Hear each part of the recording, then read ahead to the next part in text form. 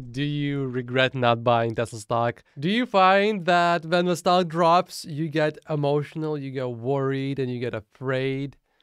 It's normal. That's how most people feel. And most importantly, did we reach a bottom here? There are a few ways to look at it. One is to look at it from a point of the fundamentals for Tesla stock and Tesla the company. We could look at all of the potential bad news for Tesla stock. What else could there be? Here's a Tesla stock chart. As you can see, this is S&P 500 right here, moving up, and Tesla stock generally moving in the same direction. Sometimes it goes way over that, and then S&P 500 moves down a little bit. Tesla stock just drops like a stone. Now, also, it does not help that Elon sold Tesla stock each one of those times. He sold it at perfect times when S&P 500 was already going down. Basically, Elon timed the market spectacularly well, whether that was intentional or by accident. Either way, great job, Elon. When I look at this, to me, I would say up until this point, for the most part, Tesla stock dropped because of the market. Also, Elon sold, and also Twitter deal, well, started in April, which was generally a terrible period for Tesla stock. A lot of bad news all at once. The market falling overall, Elon selling, and then Elon buying Twitter. Therefore, investors thinking, oh, are you going to be spending as much time on Tesla as before? Does that mean you'll sell more Tesla stock? It's just not a good look. Elon closed the Twitter deal around here, and as you can see, the market did just fine, but Tesla stock just kept falling, and a big part of it, well, Elon selling certainly puts quite a bit of downward pressure on the stock. And do you remember when Elon Musk attacked Apple CEO Tim Cook? Right here, Apple has mostly stopped advertising on Twitter. Do they hate free speech in America? What's going on here? Tim Cook, Tesla stock dropped, and then they both went for a walk together, and then Tesla stock jumped.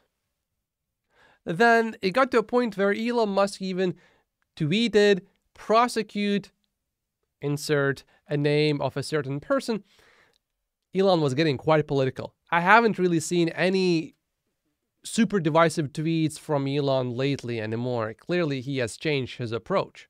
Also, there was a lot of fear about demand, potentially in China especially, but now Tesla cut prices, and if we see a huge backlog coming back, that would be a strong signal to everyone, hey, look, there's definitely no demand issue at all. Elon Musk did say that the order rate exceeded the production rate by about 2 times. So this is a very bullish sign. Although the bears, or a lot of investors, they want to see the actual data with their own eyes. They want to see the inventory disappear. They want to see wait times come back. To me, that means all of the bulls have basically already bought back in because of the price cuts, and they think demand is going to come back strongly. However, those that are more skeptical, those that want to see the data with their own eyes, I don't think they have bought back in. So if you do see these backlog numbers come back up, you might see another rally, another big rally for Tesla stock, perhaps.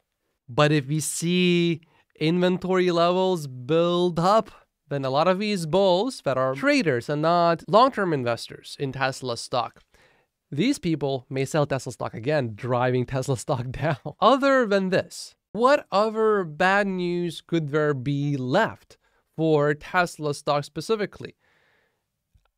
Twitter, right now, it seems only positive things can happen because of Twitter, because Elon Musk stopped being very political on Twitter, so there's no more damage coming from there. But him appointing a CEO to run Twitter, which he promised he would do, that would be bullish for Tesla stock, I believe. So when it comes to Twitter, at least for now, it appears mostly only good things can come from it. But, of course, it's Elon Musk, so you never really know what he is going to do. But largely seems like the worst is in the past now. Then most importantly, Elon promised to not sell any more Tesla stock, at least for the next 12 months. That was a big driver for Tesla stock to keep going down, because a lot of traders or people that try to time the market, they were not buying Tesla stock. In fact, they sold their Tesla stock holdings because they thought Elon is going to dump again on them.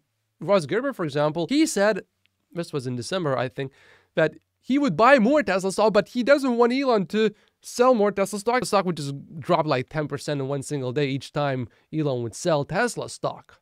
And recently, just now, we saw Ross Gerber actually buy Tesla stock. So people like that are buying Tesla stock because they cannot see any really bad news coming in anymore.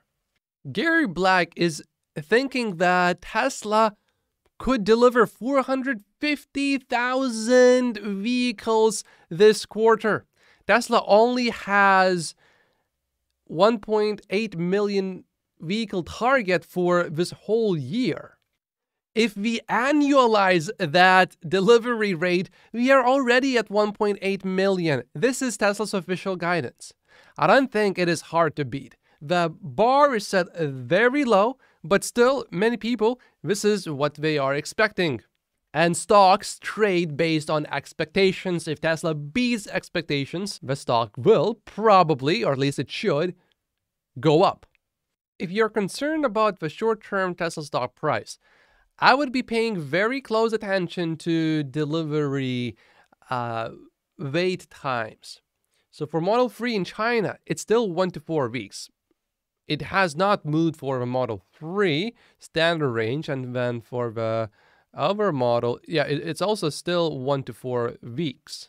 Although the Model Y is at 2 to 5 weeks in China, so that moved a little bit when the price cuts happened, but it hasn't moved more after that.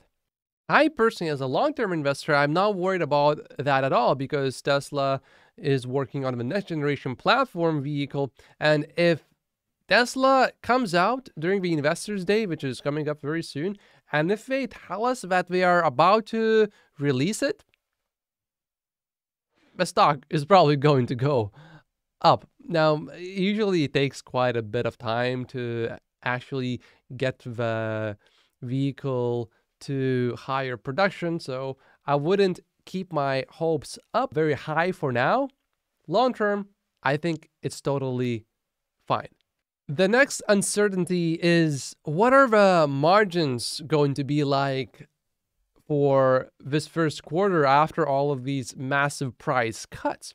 Tesla did miss on the gross margins for Q4 expectations, so could the same thing happen again?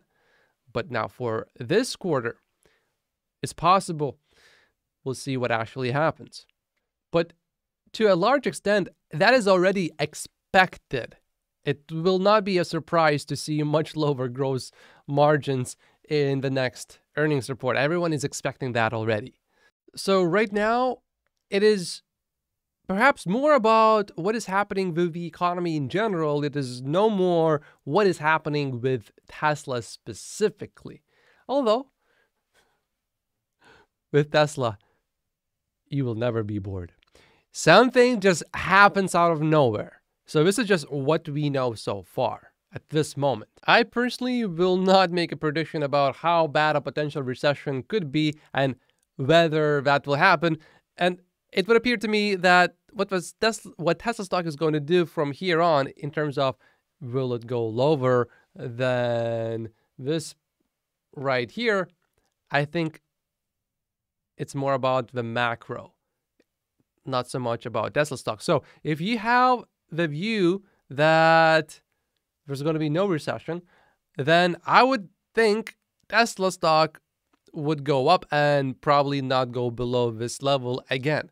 If you believe that there's going to be a recession, then I would think that likely Tesla may drop well below this bottom that we had right here.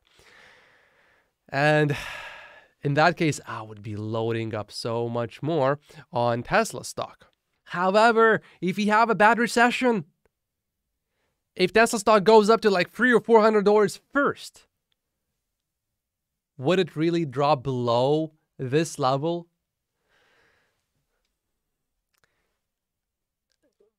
Not as likely then. There are so many factors here. This is why I just dollar cost average and I don't get these headaches. I have multiple other businesses to run. I have a wife to take care of. I have a family to spend time with. If I was trying to figure out exactly where is the Tesla stock bottom, I would be losing my mind because it just takes too much time. And even then, he will probably get it wrong anyway. Because 99% of actively managed US equity funds underperform, and these are some of the smartest people in the world. Everyone, for the most part, in finance has a fairly high IQ. Now, a fairly high IQ does not guarantee that you will make good decisions emotionally. Emotion may still influence you may overrule your decision making, and then you will still make bad decisions. Then, on top of all of this, you also need to predict what the interest rates are going to do.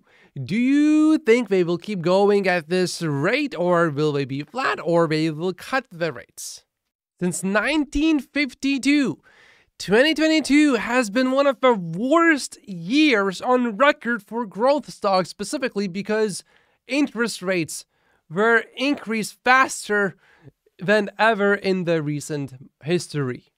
And 2022 was the best single year for growth stocks because interest rates were low. So here's what I do. I stay calm, and when Tesla stock goes up, I don't look at my portfolio and be like, oh, look how smart I am. I don't do that. I only do that if I sell. If I don't sell, I don't get disappointed if a stock goes down, and I don't get excited when a stock goes up. However, I do get excited when the stock goes down and I'm buying because I'm getting a better deal. But I'm not disappointed that my holdings went down because I haven't sold. If I sell at a loss, then I will be disappointed. But for Tesla stock, I'm not planning to sell anything, at least until the end of 2030 as of this moment. Personally, I will just continue dollar cost averaging despite what Tesla stock does, whether it goes down from here or higher. As long as I believe that long-term the earnings are going to be attractive in terms of the price that I'm paying for Tesla stock, I will keep dollar cost averaging. And you may also like this video right here, in which Elon Musk explains the buying opportunity for Tesla stock. My name is Matt. Please like and subscribe if you haven't yet, and I will see you in the next video. Thank you so much for watching.